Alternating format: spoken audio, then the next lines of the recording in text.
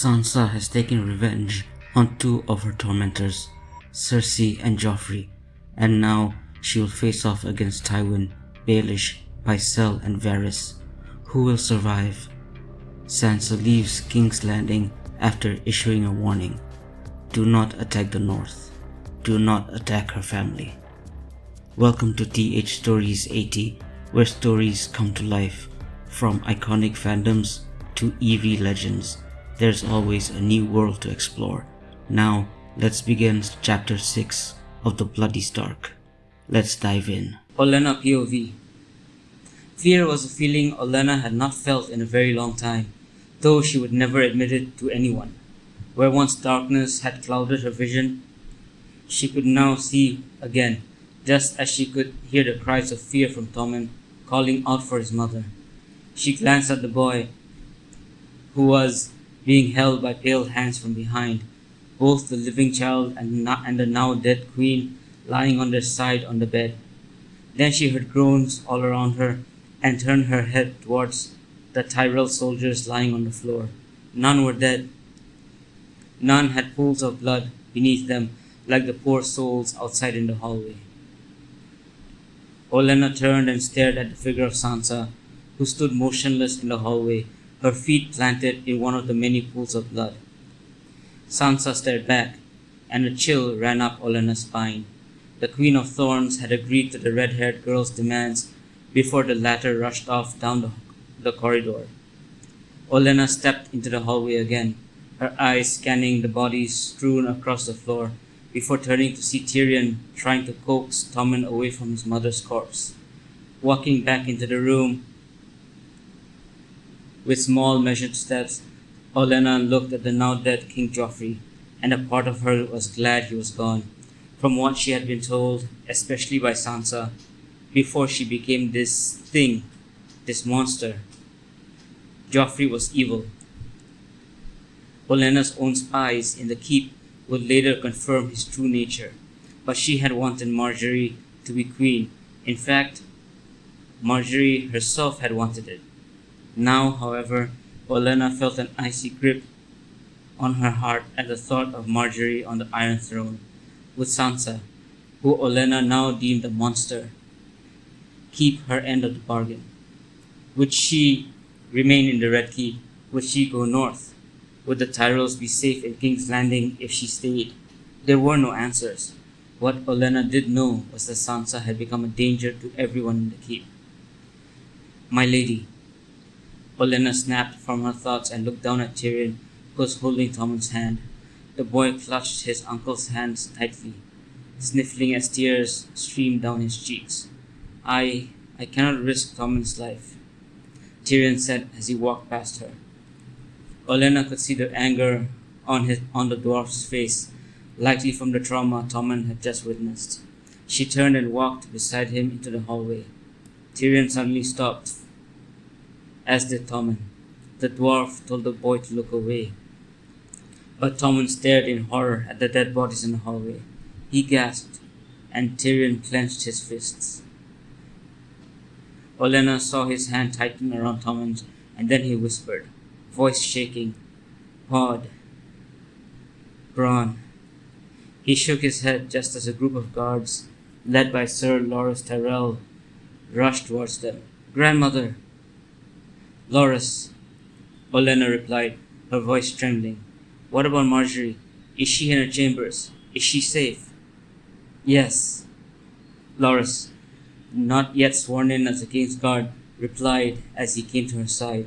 She's in her chambers with guards posted at her doors. Good, Olenna thought. That's good news. There seemed to be only one creature like Sansa in the Red Keep, but what if there were more? Should we gather all the Tyrell forces, join the Lannisters, and hunt her down before she reaches the north? House Tyrell had no quarrel with House Stark, until now. Sansa had become a threat. If the Tyrells still intended to ally with the Lannisters and take the Iron Throne, she had to be dealt with. Olenna wanted Tyrell blood on that throne. She had raised the girl who would be queen. With Margaery and Tommen betrothed, They could unite the kingdoms and hunt down Sansa. The king is dead, Olenna said, pointing to the bodies before Loras could finish his sentence. She saw the horror on her grandson's face before turning back to Tyrion, who still held the crying Tommen. She glanced one more at the corpses in the hallway, then heard Loras helping one of the wounded Tyrell guards to his feet. Olenna turned back to Tyrion. How did this happen to the Stark girl? And is she alone? Are there others like her in the keep? She died, my lady, Tyrion said, surprising Olenna. By all accounts, my fathers, the maesters, Sansa Stark died last night. Her body was prepared for burial, boiled so her bones could be sent to Robb Stark. But when I went to pay my respects, Bronn, Podrick, and I discovered her body was missing. The two Silent sisters and the King's Guard guarding the door were dead. Why were we not informed of her death? Olenna demanded. It doesn't matter now, Tyrion interrupted. At the time, I believed Northerners had broken in and stolen her body through secret passageways, but now we know it was her. Something happened. Something brought her back with horrific consequences. He looked at her, weariness in his eyes. Somehow she came back to life, changed. Olenna recalled the image of Sansa piercing Joffrey's throat with her fangs. The slurping sound as she drank his blood echoed in her mind. She remembered Sansa's red eyes staring into hers as if silently saying, I can drink Marjorie's blood just as easily as Joffrey's. The thought of Marjorie being attacked was unbearable. It was hard to reconcile the timid, mouse-like girl Olenna once knew with the horror she had witnessed. And though she hadn't seen Sansa kill Cersei, there was no evidence she hadn't done it either. I will inform my father, Tyrion said, turning to Olenna. I could use someone to give eyewitness testimony. You fear he will disown you for being wrong? Olenna asked. I fear he'll kill me for lying about the deaths of his daughter and the king, Tyrion corrected. Olenna silently agreed. Tywin would likely assume it was a deception. Tyrion turned to Tommen, then back to Olenna. Lady Olenna, my father will likely order all guards, Lannister and Tyrell, to search for Lady Sansa. I suggest we quietly move Prince Tommen and Lady Marjorie beyond the city walls under light guard, while our men search the Red Keep. You would break your word to her. I now believe there was no northern infiltration, Tyrion replied. Sansa is alive, but changed. Still, she's only one girl, and we have hundreds of men. Once she's found, I'm sure my father will have her executed. Then Tommen will be king, and Marjorie will be queen. Yes, Olenna thought. Tyrell blood on the Iron Throne. She glanced at the still silent Tommen. He'll be far easier to control than Joffrey. And with Cersei gone, the Tyrells will soon have our vines wrapped around him. After Sansa is dealt with, I'll personally see to her bones being sent north. She did us a favor by killing Joffrey and Cersei, but she has outlived her usefulness. Still, a sliver of unease remained, but she pushed it aside. There were nearly 250 Tyrell knights and guards in the Red Keep, along with countless staff and retainers. With the combined strength of Lannister forces and the City Watch, that made at least 600 fighting men. 600 against one girl. They had to find her. They had to kill her. Or else. Sansa POV. As she walked down an adjoining hallway, Sansa could still hear Olenna and Tyrion discussing their plans to send Tommen and Marjorie away. She came to a halt upon hearing them speak of betraying her. Her lips pressed together as anger swelled in her chest. She had given them a chance to leave without much bloodshed. She had shown them what she was capable of, and yet and yet they still wanted to play their games. Foolish girl, Sansa thought to herself. She was still foolish, still that little girl who believed in stories. Sansa closed her eyes and thought, I have killed. I feel horrible, but I still want to kill. I want to kill the Lannisters, all of them. She stared at her bloody hands, and now I have to grow up. I have to be... Sansa opened her eyes and knew her old life was gone. She would have to get used to being this creature who drank blood and was probably stronger than 100 men. My life is now different. I cannot be that little girl for much longer. Sansa sighed before turning around and facing the bloody footprints, her own, on the floor, branching away from the bloodied hallway. She was still surprised by the lack of need to breathe. Shaking her head, she recalled her father's words that King's Landing was full of snakes and dishonorable people. From everything she had experienced, he had been right. She had endured cruelty from someone she once thought handsome. She had seen ugliness in the Queen, once considered the most beautiful woman in Westeros. She had been betrayed by those she believed would protect her, like Baelish, who had claimed to be her mother's friend. She had already warned Tyrion to take the Lannisters and leave. She had told Olenna that her soldiers were not to pursue her, or else she would visit Highgarden herself. And they had agreed to her demands. Yet, they still schemed behind her back. They were willing to betray her just so Tommen and Marjorie could take the throne. This is King's Landing. The true King's Landing, is it not, Father? Sansa walked towards the bloodied hallway where she could hear more Tyrell guards. She wished her father were with her. She wished once again that she had never gone to the Queen after Ned had told her and Arya they were returning to the north.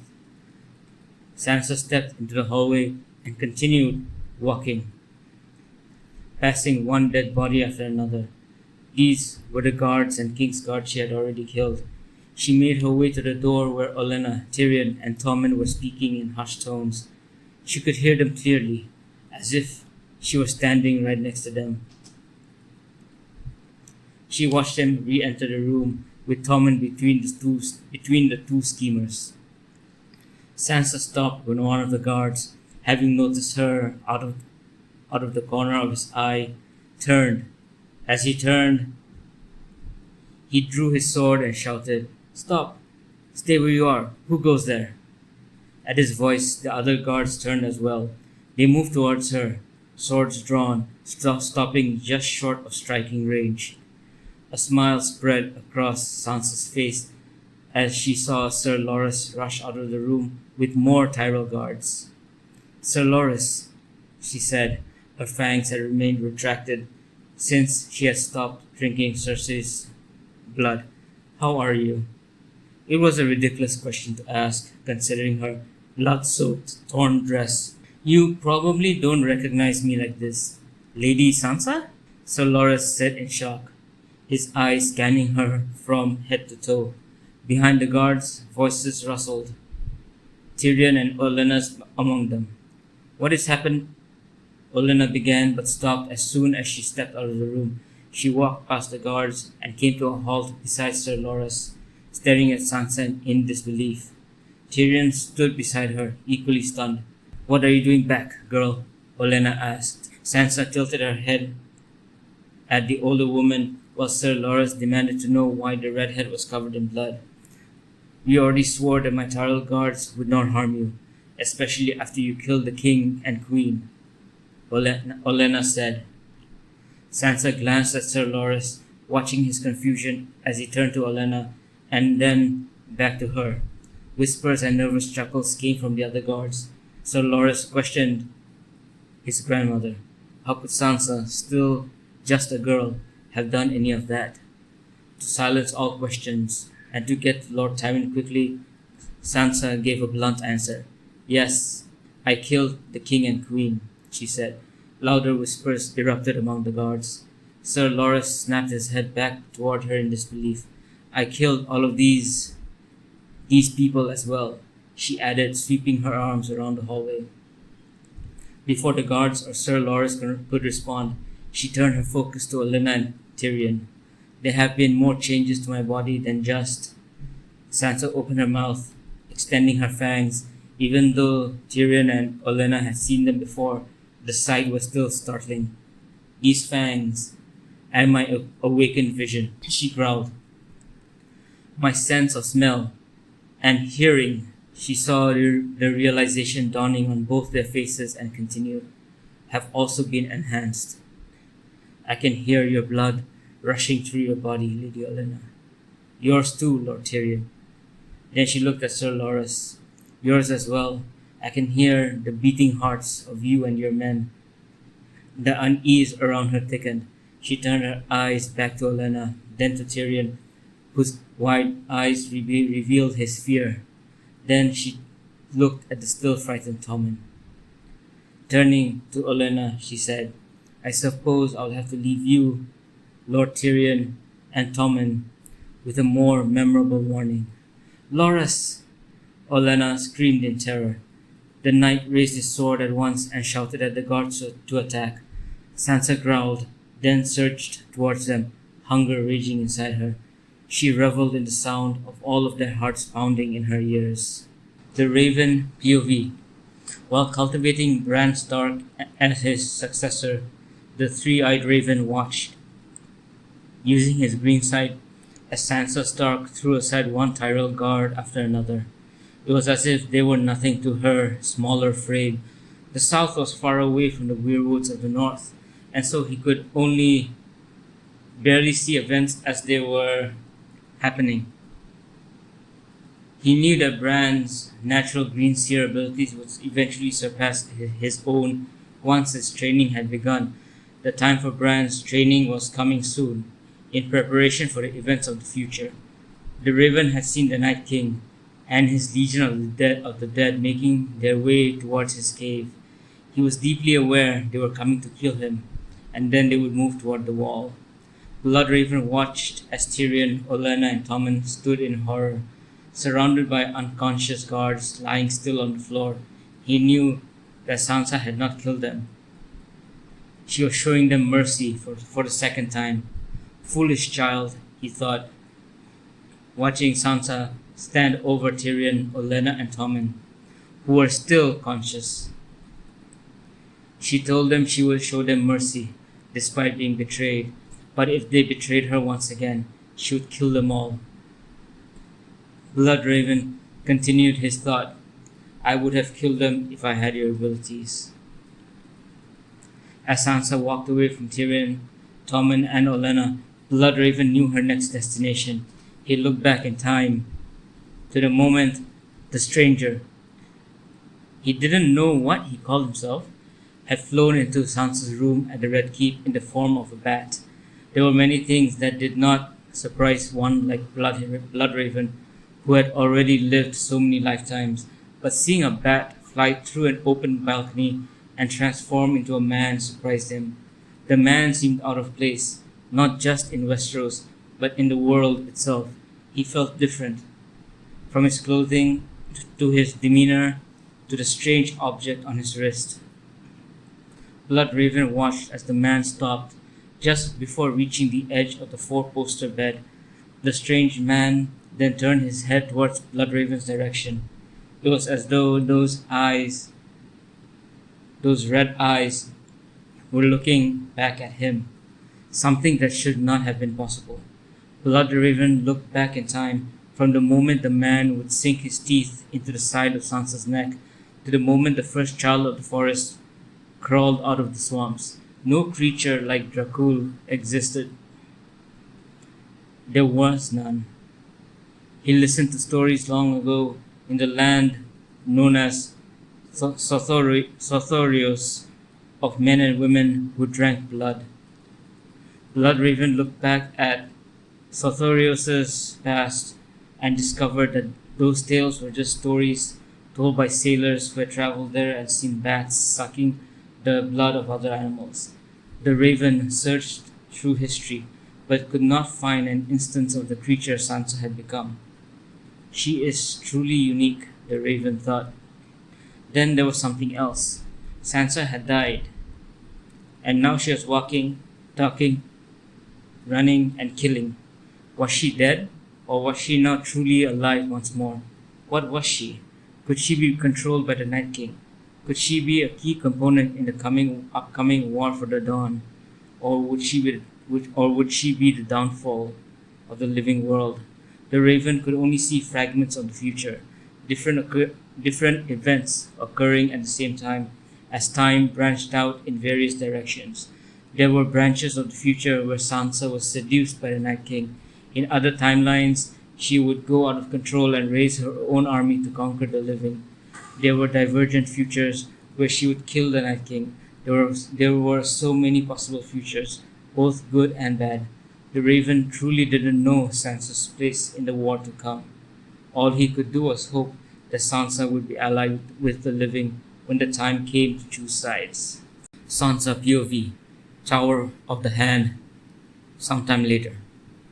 Sansa stood at one end of the long table where the remaining members of the small council had been seated only moments ago.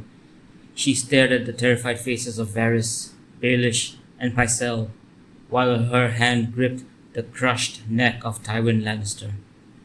Her path to the Tower of the Hand had been bloody as she cut through a swath of Lannister red cloaks, many of whom fell to her powers of suggestion, believing they were enemies of one another.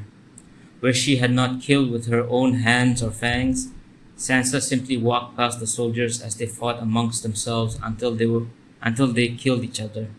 Upon discovering that Lord Tywin, the Hand of the King, had smuggled some members of the small council into the Tower of the Hand for an emergency session, Sansa killed the Red Cloak who had given her the information.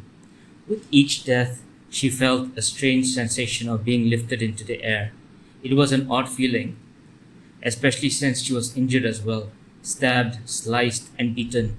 But the wounds healed as quickly as they appeared. In her mind's eye, she could see the deaths of the Stark household while she killed each of the Red Cloaks she encountered. They had killed her septa, the household guards, and servants who had accompanied them to King's Landing. Perhaps they had even killed Jane, maybe Arya as well. So the Lannisters deserved everything that was coming to them. Sansa could only hope that if Jane and Arya had indeed been killed in the chaos, they did not die in pain. When she finally reached the door to the small council chamber, bloodied bodies littered the stairs and hallway behind her.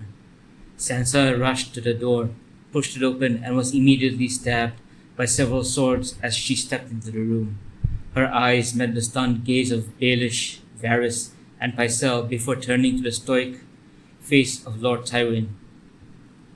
The latter's expression shifted from calm to stunned silence when Sansa remained standing, despite the Lannister guards pulling the bloody swords out of her body. She did not speak as she killed the guards who had stabbed her. She wasn't going to gloat over Tywin about how his family, except for Tyrion and Tommen, was dead in King's Landing. Tywin was a dangerous man. There was no doubt about that. If he lived, he would retaliate against House Stark, or at least try to do something cruel. No, he could not be allowed to live. House Lannister had to be taught a lesson. Sansa raised ice with one hand. The sheathed blade pointed at Tywin. She wanted to silently convey to him that the guards in the room had been killed while she held the greatsword, the very same greatsword that belonged to House Stark, the one Tywin had hoped to steal as a spoil of war. How dare you, Sansa thought, her eyes glaring at Tywin as she leaned the sword against the wall. She continued to think, you prodded at the direwolf. Her eyes focused on Tywin just as she took several steps forward. Just before Tywin could step aside or make a move, she leapt over the end chair and the length of the table. To everyone else, Sansa moved at an inhuman speed, a blur of red, as she soared over the table. She reached the other end and grabbed Tywin by the neck before he could do a single thing. The two of them stumbled to the floor, with Sansa landing on top of him. Sansa could hear gasps and yells from the three men as she twisted her wrist and broke Tywin's neck. There was a sickening crack before Sansa stood, gripping the dead man's neck in a vice-like hold. She turned towards the still-stunned Varys, Baelish, and Pycelle before tossing Tywin's lifeless body aside. Lady Sansa? Varys shuddered, his voice trembling as he heard his heart race. In fact, all of their hearts were pounding. My lady, Pycelle simpered, taking a step back. His eyes shifted between her and the dead Tywin before returning to her. Sansa's gaze shifted to Baelish, and Varys whispered, "You are dead, my lady. I saw your body." Pycelle nodded, his head bobbing, as Sansa turned her attention to the two of them. She extended her fangs in front of them, savoring the fear emanating from Baelish. Though all three men were shocked and terrified, it was Baelish's fear that seemed to thrill her the most. She rushed at him with a terrible roar. The man tried to flee, but Sansa was faster. She reached him and slapped him hard across the cheek. The impact caused him to yell in pain, stumbling sideways toward the table. Sansa grabbed him by the back of his high collar and threw him over the length of the table. He crashed onto one of the chairs before falling to the floor, yelping in pain. "Maester Pycelle," Sansa said, her voice cold. She turned to the trembling man, who immediately tried to run for the door. Before he could take 3 steps, Sansa rushed at him, grabbed him by the back of his collar, and lifted him off the ground. She threw him toward the table. The sound of his body hitting the table echoed as he slid across the surface, eventually falling to the floor with a thud.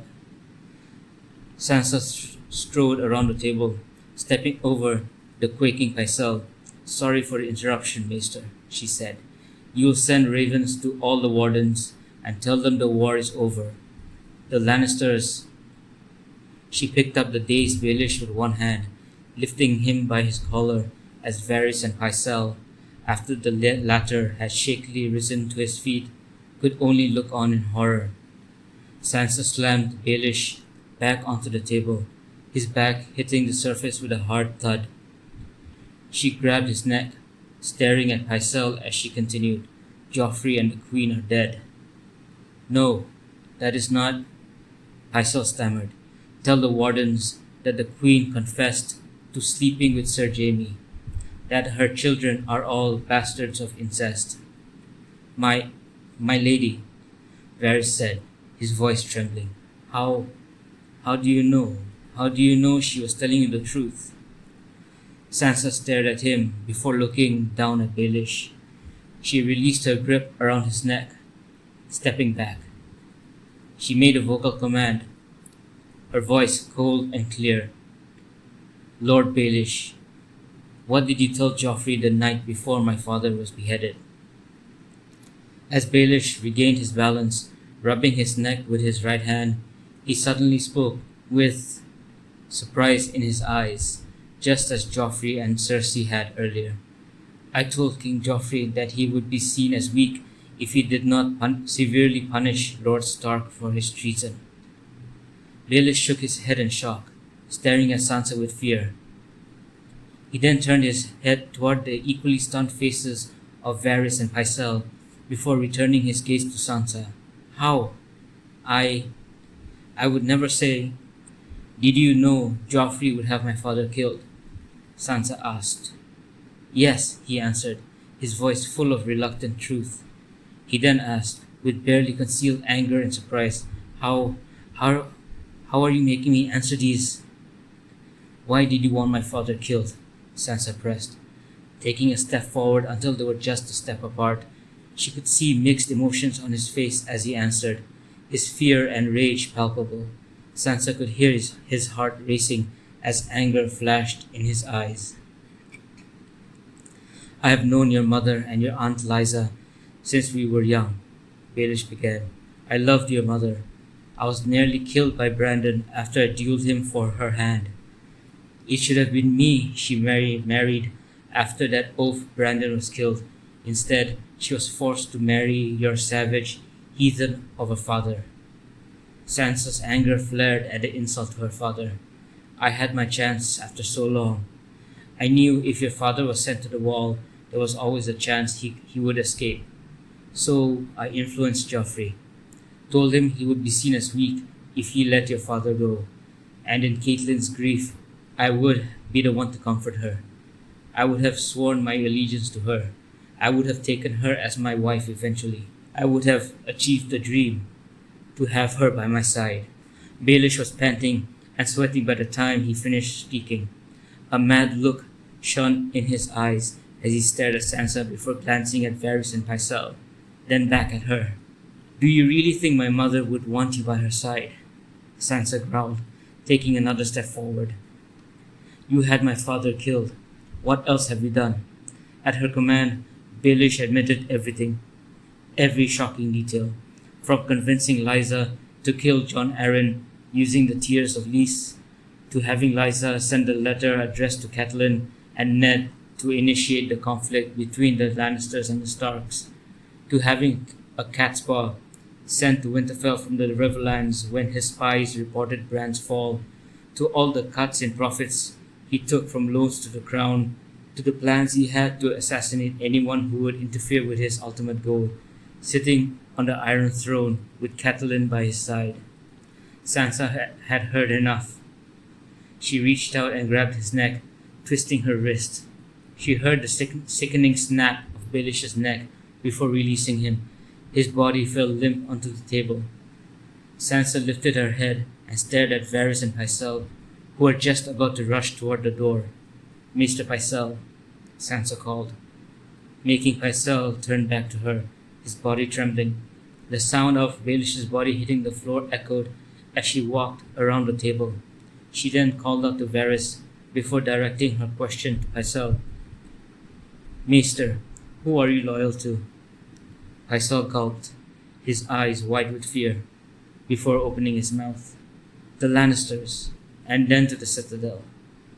Sansa chuckled darkly before saying, "And do you doubt my abilities in having others speak the truth?" "This is witchcraft, my lady," Pycelle said, rubbing his throat. "You will not get away with this. The other houses will." "Lord Varys," Sansa said, her eyes shifting towards the bald man. She could smell the stench of sweat beneath the lilac and lavender perfume clinging to him. "Who are you loyal to?" "The realm, my lady," Varys answered, his face uneasy. I was once loyal to my Blackfyre sister." Sansa was surprised by this admission, as was Pycelle. From what she knew of Westerosi history, the Blackfyres had supposedly been wiped out during the last Blackfyre rebellion. Instead of interrupting Varys, just as Pycelle had called him a traitor and dragonspawn, the bald Maester of Whispers continued, "My sister died giving birth, and I received notice some time ago of my nephew's death by sickness in Pentos. I am now doing what I can to bring a Targaryen back onto the Iron Throne." "Traitor!" Pycelle yelled again, while Varys stared at Sansa in shock. Sansa, too, was shocked by Varys' admission. Sansa wanted to pry further. "What is your true name?" she longed to ask, but there was a loud part of her whispering in her ear that they needed to make way for the north quickly, that Robb and her mother were in danger. "I've already explained my issues regarding the Lannisters and their rights to the throne to Lord Tyrion," Sansa said after gathering herself, staring at Varys as Pycelle ran towards the door. Sansa ordered him to stop, and Pycelle halted immediately at the doorway, refocusing her attention on Varys, one of the very few who neither bullied her nor made her life hell in this wretched city. She continued, "Tyrion will explain, as will Lady Olenna. I've told him the Lannisters will not take the throne, and he knows the consequences if they try." "What is it you desire, Lady Sansa?" Varys asked. I don't care if the other houses desire the throne, Sansa replied. Tell whoever sits on that throne of swords that they will not retaliate against the North or my family. If they do, I will come for them. If they still do not believe me, show them the bodies of Lannisters I have left on the bloody floors throughout the keep. She glanced at Baelish's dead body, the man who started this war because he wanted her mother's hand. In a way, she pitied him. A part of her, deep down, thought there was a hint of romance in starting a war for her beloved, but Sansa could tell that was the childish part of herself speaking. Like one of the songs of old, she thought before focusing on Varys. This was a meeting of the small council? Sansa asked, to which Varys nodded. And Lord Mace Tyrell, where is he? He was not invited by Lord Tywin, Varys shrugged, glancing at the dead Tywin Lannister before turning his head back to Sansa.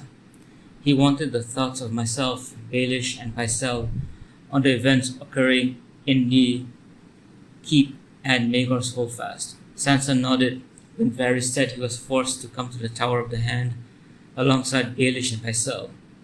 What are you, Lady Sansa? I honestly do not know, she replied, walking past Varys to grab ice, which was leaned against a nearby wall. I am leaving for the north. That is the only certainty I have now. She walked toward Pycelle, who was standing deathly still at the entryway. Fear was etched on his face after Sansa's earlier command for him to stop. She turned and asked Varys, are you able to send ravens carrying the instructions I gave Maester Pycelle, Lord Varys? Yes, Varys answered. Sansa didn't trust Pycelle one bit. She turned towards the terrified Maester, grabbed his throat, and twisted her wrist. Pycelle's neck snapped just as easily as Baelish's had, and he collapsed to the floor. Oh, Lord Varys, Sansa said, turning back toward the bald man. Are you able to find anyone still alive from the Stark household? I can have my little birds spread out into the city, Lady Sansa, Varys responded. Is there anyone in particular? My sister, Arya, Sansa replied, and Jane Poole, the steward's daughter. She remembered Jane being pulled away forcefully by guards, and anyone else you find. Please see that they are returned to the north, to Winterfell. Varys simply nodded. Sansa could still sense fear coming from him. Good, Sansa thought. I hope his fear of me means he will find anyone from the Stark household, especially Arya and Jane. There was a part of her that felt uneasy at the feeling of controlling others through fear. After all, Ned Stark didn't rule through fear. Instead, Sansa felt another part, a darker part of herself that enjoyed making people fear her, and she feared that part of herself. Suddenly, Sansa turned towards Varys, remembering what she had heard in the secret passageway. Lord Varys, I was in the secret passageway behind the walls of your chamber. She enjoyed the surprise on the bald man's face before continuing. I heard about the message from Lord Bolton. Does he really intend to betray Robb? Varys stood still for a few moments before audibly gulping. Yes, my lady. Have you received anything regarding Lord Frey's answer to Lord Tywin? Sansa asked. Varys shook his head. No, my lady. Sansa wondered how Frey would respond. Would he betray Robb too? As if reading her mind, Varys added, there is every chance Lord Frey would betray your brother. After all, he was promised the protection of Tywin Lannister and lordship over the Riverlands. Can you send a message to Lord Frey, telling him he cannot go ahead with the betrayal? Sansa asked. He will not believe, my lady, Varys said. He is a deeply suspicious man. I would expect a sudden change in orders to be suspicious. Sansa could hear the man's heart beginning to race again as he spoke. Even if I could aid you with the phrase. I will not help you. Well, not unless... Not unless what? Sansa demanded, exposing her fangs and making her eyes turn red. She heard Varys' heart race harder as he reached for and held onto the back of a chair, licking his lips, his face etched with fear. I serve the realm, my lady, Varys said, glancing at Tywin, then at Baelish, and finally at Sansa. And you have aided the realm in more ways than I ever could. I killed them, Sansa said, surprised. Her eyes fell on the bodies of Tywin, Pycelle, and Baelish. Varys' racing heart began to slow down. I was their death. They were monsters, Varys said, referring to the dead bodies. They would have endangered the realm, and you stopped them. Sansa narrowed her eyes, wondering if she was doing the right thing, keeping him alive. He had neither harmed her nor helped her when he had the chance. He was kind, but uncaring at the same time. What should she do? She continued to listen to Varys speak. The Freys are a stain on the Riverlands and Westeros. It would do the Starks, the Riverlanders, and the realm much good if you aided Walder Frey and his sons into the afterlife. Promise to end Walder Frey, and I will send a message to Riverrun. And from Riverrun, it would be sent to your brother, wherever he is at the moment. Sansa couldn't believe what she was hearing. She had half a mind to kill Varys here and now, but he was also the one who could send a message to Robb through Riverrun. She had no idea how to do such a thing on her own. You are a Stark of Winterfell, Varys said, staring at Sansa. Swear to me on your honor, on the honor of your father and mother, that you would do this act of violence for the good of the realm. And if I say yes, like I said, I will send a message to your brother at once, Varys replied. I will explain what has happened. If you wish, I will not reveal how the king and the others have died. It would be best if I explain what has happened. Then we are in agreement, my lady? Varys said. She had often heard about the treachery of the Freys from the nobles around the Red Keep. She had heard stories of their cowardice during the rebellion. Her mother had sometimes complained about them to Ned when he was alive. Were they really a stain on Westeros? But now she would have to swear on her honor. Her father was honorable, and he died for it.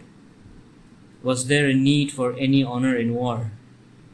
Once again, a part of her couldn't think of killing the Freys just for the sake of killing. The Lannisters were different. They killed her family, her household guards, even the servants and poor Septa Mordain. The Lannisters deserved everything they were getting. But the Freys? However, the darker part of her relished the bloodshed. She could feel hunger growing as the thought of the Freys dying in their great hall sent a feeling of pleasure through her body. She felt saliva dripping down the side of her mouth before wiping it with the back of her hand. At the same time, she retracted her fangs and her eyes returned to their natural blue. On my honor, I will end Walder Frey, Sansa said, and Varys nodded. Very well, I will have a message sent to your brother, Varys said. Then I will send a message to all the wardens that the war is over. I will deal with Stannis and his people. I will leave your message to whoever sits on the throne. Nodding her head, feeling she had done everything she had set out to do in King's Landing, Sansa turned and said, Goodbye, Lord Varys. After Varys replied with a goodbye, Lady Sansa, Sansa stepped into the hallway, her bloody footprints staining the floor. She then stopped and said, I do not believe I will return again. As she walked away down the hallway, Sansa heard Varys say, Of course, my lady. And now, with ice in her hand, she was going to return home. but not before getting a clean set of clothes. To be continued.